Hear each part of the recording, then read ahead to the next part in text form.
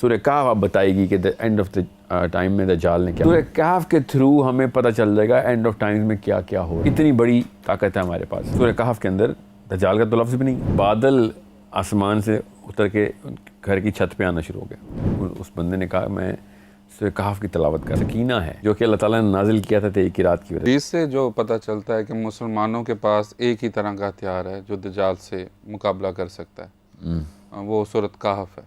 جب ہم اس کا مطالعہ کرتے ہیں سلسلہ وار یا تھیمیٹک جو اس طرح کا بھی مطالعہ کریں تو اس کا کوئی بھی لنک دجال سے یا اینڈ آف ٹائم سے ملتا ہوا نظر نہیں آتا. تھوڑا سا اس حوالے سے تھوڑا بتا دیں. تو پہلے تو قرینہ سیٹ کر لیتے ہیں کہ کیا ہم جو چیز جیسے عربی ہے, عربی زبان ہے, عربی زبان میں کچھ ایسے گرامیٹیکل اصول ہیں گرامر کے جو کہ قرآن سے لیے جاتے ہیں. قرآن نے جس طریقے سے گرامر کا استعمال کیا وہ اصول بناتی ہے, اصول فالو نہیں کرتی خالی.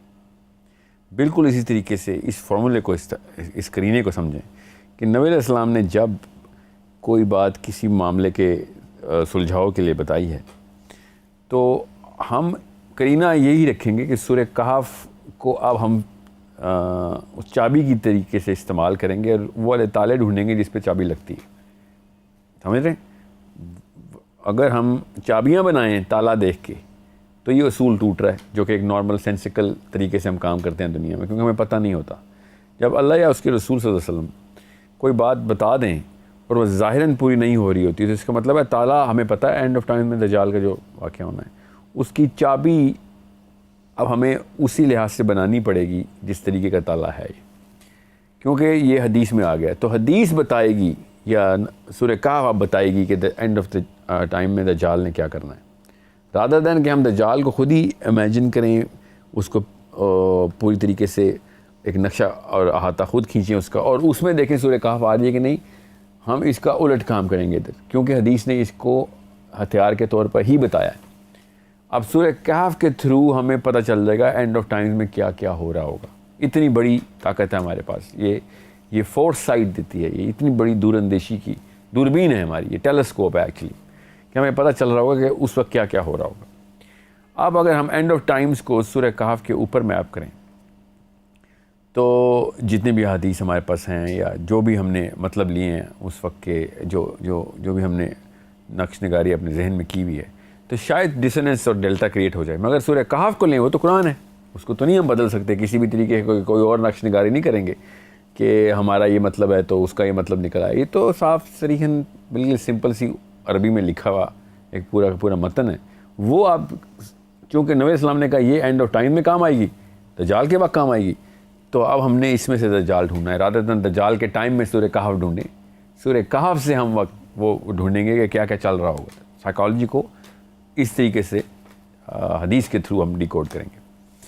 اب ہم ایک حدیث جو کہ میں آپ کو بتاتا ہوں جس کے تھرو کافی حد تک آسانی ہو جائے گی آپ کو, کیونکہ واقعی ظاہراً سورہ کہف کے اندر دجال کا تو لفظ بھی نہیں ہے, عیسیٰ ابن مریم کا لفظ نہیں ہے, اینڈ آف ٹائمز کا بھی کوئی تذکرہ نہیں ہے. اف اینی تھنگ بہت پرانے وقت کا ایک تذکرہ ہے اصحاب کہف کا.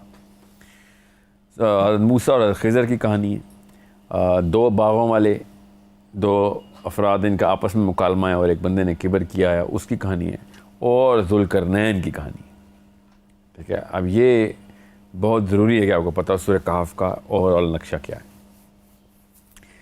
سورہ کہف بیسکلی توحید کی صورت ہے.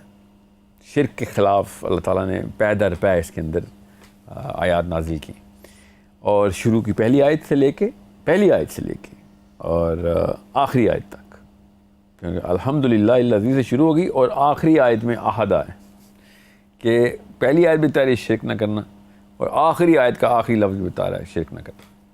ٹھیک ہے, بیچ میں بھی یہی معاملات چلتے رہیں گے. تو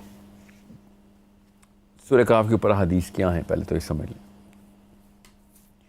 سورہ کہف کی پہلی 10 آیات نبی اسلام نے ارشاد فرمایا ایک جگہ پہ, دوسری جگہ پہ ارشاد فرمایا آخری 10 آیات, پھر ایک اور جگہ پہ ارشاد فرمایا کہ یہ صاف سمجھ آ رہی ہے کہ صحابہ جس اینگل سے سوال پوچھ رہے تھے نبی اسلام اس طریقے سے بتا رہے ہیں کہ یہ استعمال کیا کیا مواد ہے ہمارے پاس استعمال کرنے کے لیے, بارود سمجھ لیں جنگ پہ جا رہے ہیں تو کس طرح کے ہتھیار مل رہے ہیں ہمیں. پھر نبی السلام نے ایک جگہ ارشاد فرمایا کہ جس طریقے سے سورہ کہف نازل ہوئی ہے اس طریقے سے جو سورہ کہف کو پڑھے گا وہ دجال سے اپنا بچاؤ کر لے گا. مفہوم بتا رہا ہوں. یہ ایک ایسا معاملہ ہے جو آپ کو سمجھنا پڑے گا. یہ اتنا ضروری نقطہ ہے کہ جس سے آپ کو پتہ چلے گا اینڈ آف ٹائمز میں ہم نے کس طریقے سے اس ہتھیار کو استعمال کرنا ہے. اب رہی بات کہ کیا صرف قرات کروں گا میں تو کام ہو جائے گا, تو جی ہاں بالکل ہو بھی سکتا ہے. جس طریقے سے نازل ہوئی اسی طریقے سے قرات کرنا ہے, یا نزولی ترتیب میں جو آیتیں آئی ہیں اس طریقے سے میں ڈھونڈوں, اس کی سینس بناؤں تو کوئی مطلب جیسے پیس آف دا پزل جو ہے وہ پورا ہو جائے گا. پزل پورا ہو جائے گا پیسز اگر میں آگے پیچھے کر کے دیکھوں. تو قرآن کی ترتیب تو ہم بدلنے والے نہیں. قرآن کی ترتیب تو خود قرآن ہے. تو پزل پورا کا پورا سالو ہو چکا ہوا ہے. اس کو ہم نے اب ڈی کوڈ کیسے کرنا ہے, یہ اتنا ضروری ہے کہ تمام مسلمانوں کو پتہ ہونا چاہیے, اسپیشلی اسٹوڈنٹس کو, کہ کس طریقے سے آپ نے سمجھنا ہے. ایک ایسی حدیث میں آپ کو ابھی سناتا ہوں, مستند حدیث, کہ جس کے بعد اور زیادہ انٹرسٹنگ ہو جائے گی ساری کی ساری یہ پوری کی پوری جو اسٹوری ہے. ایک صحابی نے دیکھا کہ گھر کے اوپر بادل آسمان سے اتر کے گھر کی چھت پہ آنا شروع ہو گیا, یہاں تک کہ وہ زمین پہ لینڈ کر گیا, اور جو اس گھر کے باہر گھوڑا بندھا ہوا تھا اس نے ہنہنانا شروع کر دیا, اور وہ آپے سے باہر ہو رہا تھا, بالکل بے قابو ہونا شروع ہو گیا. لوگوں نے یہ معاملہ دیکھا اور دروازے کھٹکھٹایا اور پوچھا کہ کیا کر رہے ہو, اندر کیا ہو رہا ہے, یہ اتنا بڑا واقعہ ہو رہا ہے. تو اس بندے نے کہا میں سورہ کہف کی تلاوت کر رہا تھا.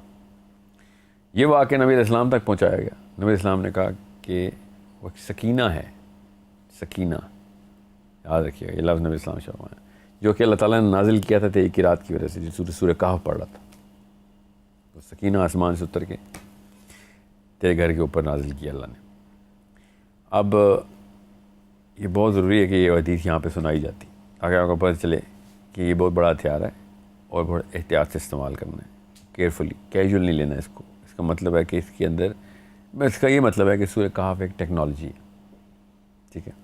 اب ہم اس پس منظر کے اندر سورہ کہف کو ذرا سمجھ لیتے ہیں کہ اللہ تعالیٰ کیا کہہ رہے ہیں. تو سورہ کہف کا جو مضمون ہے نا وہ شروع ہوتا ہے. میں اس سے پہلے کہ مضمون شروع کروں آپ سے ایک سوال کرتا ہوں کہ دجال کا لفظ سن کے آپ کے ذہن میں کون سا مذہب ذہن میں آتا ہے؟ کون سا مذہب ذہن میں آتا ہے؟ عیسائیت اور اسلام زیادہ آتے ہیں ذہن میں. ریلی؟ اچھا, عمومی طور پہ تو دنیا کو یہودی ذہن میں آتے ہیں. دجال سے یہودیوں کا اٹیچمنٹ ہے نا. فوراً تو یہی آتے ہیں, یعنی وہ پیچھے جو زیادہ سوچتا ہوں پھر یہودی مذہب آتا ہے. نہیں تو ہمیں تو پتہ ہے کہ نبی اسلام نے شاہ فرمایا کہ وہ اصفہانی یہودیوں میں سے ہوگا, جی ٹھیک ہے, اور اہل یہودی اس کے پیروکار ہوں گے, اور اہل یہود ابھی بھی کسی ایک مسیح کا ویٹ کر رہے ہیں, ٹھیک ہے. آپ کے ذہن میں عیسائی کیوں آئے ہیں؟ کیونکہ وہ بھی ویٹ کر رہے ہیں اور ان کا وہ تو ہمارے حضرت عیسیٰ ابن مریم کا ویٹ کر رہے ہیں. جی جی